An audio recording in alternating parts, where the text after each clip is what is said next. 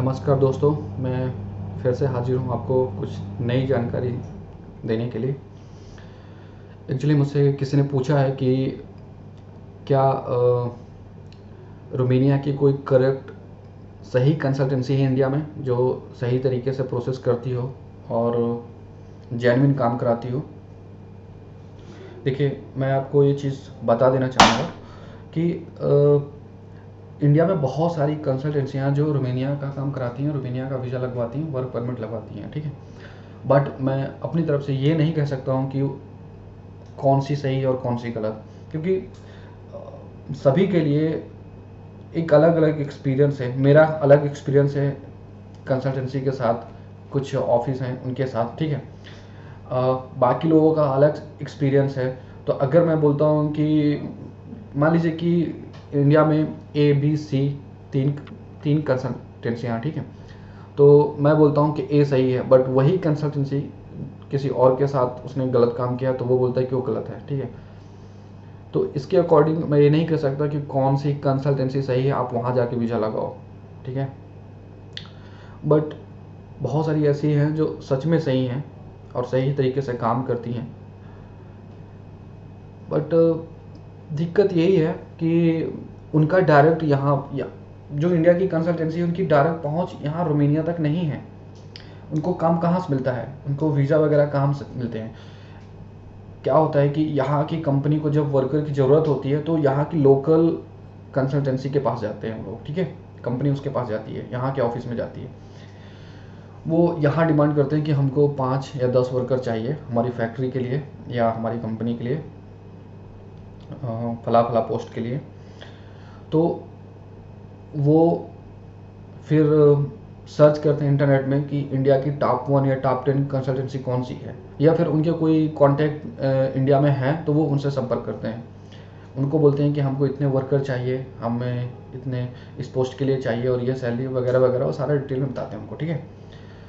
तो उतनी ही बात उनको पता होती है जो इंडिया की कंसल्टेंसी होती है जितना यहाँ की कंसल्टेंसी उनको बताती है, ठीक है।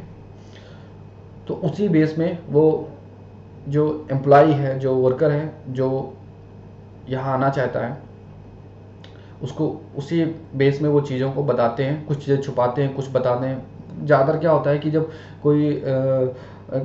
कोई ओपनिंग होती है जॉब की इंडिया में, तो क्या करते हैं कंसल्टेंसी वाले, इंटरव्यू के लिए बुला लेते हैं। लेकिन आपको इंटरव्यू क्लियर होने के बाद भी आपको कंपनी का नाम नहीं बताते कौन सी कंपनी है, क्योंकि उनको डर लगा रहता है कि कहीं ऐसा ना हो कि आप डायरेक्टली कंपनी में संपर्क करो और अपनी बात रखो वहाँ पे, ठीक है। तो इस वजह से वो लोग कंपनी का नाम नहीं बताते। बट हमारा अधिकार है, आपका अधिकार है कि आप जहाँ जा रहे हो उस शहर का नाम, ठीक है, देश का नाम तो बताते हैं, उस शहर का नाम, वो कंपनी कौन सी है, उसकी ग्रोथ इनकम क्या है, उसका सारा डिटेल आपको पता होना चाहिए, ताकि आपको रोमेनिया आने के बाद आपको किसी प्रकार की समस्या का सामना ना करना पड़े, ठीक है।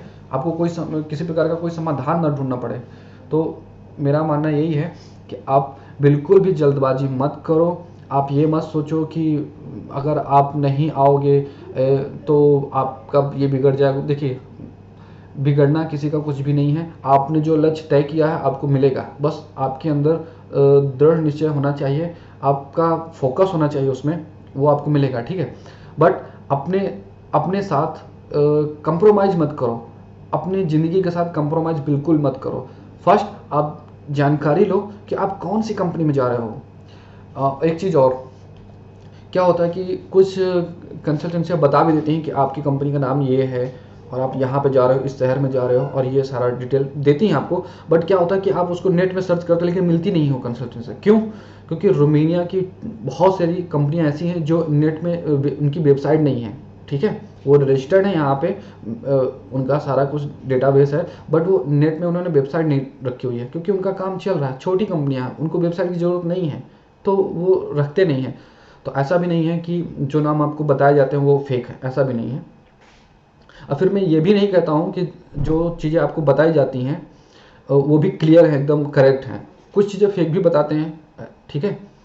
तो पहले आप प्रॉपरली पेपर वर्क करिए। अगर आप किसी कंसल्टेंसी के साथ डील कर रहे हैं तो उनको बोलिए कि अगर हम आपके साथ डीलिंग कर रहे हैं सही से, तो आप भी हमारे साथ डीलिंग सही से करिए। आप हमें कंपनी का पूरा डिटेल दें, कंपनी का नाम क्या है, कंपनी का वर्क क्या है, कंपनी क्या वर्क करती है, पूरा डिटेल लीजिए। मानिए क्या होता है कि कुछ कंपनी होती है जैसे कि वेयर हाउस, सोच लीजिए कि कोई वेयर हाउस है, मतलब एक कंपनी जो वेयर हाउस मैनेज करती है पूरा, ठीक है, बट वहाँ पे इलेक्ट्रिशियन की ज़रूरत है। तो आपने सोचा इलेक्ट्रिशियन की ज़रूरत है तो फिर इलेक्ट्रिक काम करती होगी, नहीं, वेयर हाउस है तो वहाँ इलेक्ट्रिक का काम नहीं, वहाँ सामान रखा जाता है, ठीक है। बहुत सारे पोस्ट भी होते हैं वेयर हाउस में, भी कई तरह की पोस्टें होती हैं। मेंटेनेंस इलेक्ट्रिशियन की ज़रूरत होती है, ठीक है। वेयर हाउस में सिक्योरिटी की भी ज़रूरत होती है। तो अब सिक्योरिटी की ज़रूरत हुई तो अब ऐसा भी नहीं है कि आप सिक्योरिटी की कंपनी में ही जा रहे हो, ठीक है। तो पहले आप पूरा चीज़ क्लियर करें अपनी कंसल्टेंसी के साथ, अपने एजेंट के साथ, पूरा पेपर वर्क करिए, पूरा प्रॉपरली पेपर वर्क। बिल्कुल भी विदाउट पेपर वर्क आप बिल्कुल भी तैयार मत होइए रोमेनिया आने के लिए। मेरी बात आप सुन लीजिए। फिर अगर आप नहीं भी सुनते हैं तो फिर वो आपके ऊपर है। आप आके यहाँ पे फेस करते हो बहुत सारी समस्याएं। क्या हुआ था कि एक बंदा था जिसने मुझे फ़ोन किया कि सर मुझे वीज़ा मिला है रोमेनिया का और मैं रोमेनिया आ रहा हूँ, और सैलरी उसने बताई $300। उसने पे किया था 3.5 लाख रुपए। मैंने उसको बोला कि $300 सैलरी है और 3.5 लाख, चलो ठीक है, मान लिया 3.5 लाख पे कर रहे हो तो सैलरी भी ठीक होनी चाहिए, कम से कम 1,000 यूरो से तो ऊपर होनी चाहिए ना, ताकि आपके पैसे रिकवर हो सकें साल भर में, जो भी ये जैसा है। बट यहाँ आने के बाद उसने मुझे दोबारा फ़ोन किया। मैंने उसको मना किया था कि मत, पहले अपना क्लियर करो सारा चीज़ फिर आओ, लेकिन वो बोला नहीं नहीं, वो मेरा सब क्लियर है और मैं कर लूँगा। यहाँ आने के बाद उसने फिर से मुझे फ़ोन किया था और बोला सर मुझे बचा लो, मुझे निकालो यहाँ से, सर मेरे साथ ऐसा ऐसा हो गया, खाना नहीं है, ये नहीं है, वो नहीं है। मैंने उसको बोला कि आपको पहले मैंने आगाह किया था कि आप पहले क्लियर करो, 3.5 लाख रुपये दे के आप $300 में आ रहे हो। $350 में अगर नौकरी करना तो इंडिया में भी काम कर सकते हो। 350 कितना, 17-18 हज़ार रुपये, $350। तो प्लीज़ मेरी आप सबसे गुजारिश है, विनती है कि कृपया आप अपने आप को इतना नीचे स्तर पे मत गिराएं और सही तरीके से जानकारी लें और सही स्किल पे आएँ। जो आपका स्किल है, जो आपको नॉलेज है, उस पे आएँ और बाकी एजेंटों के भड़काव में ना आए, ठीक है।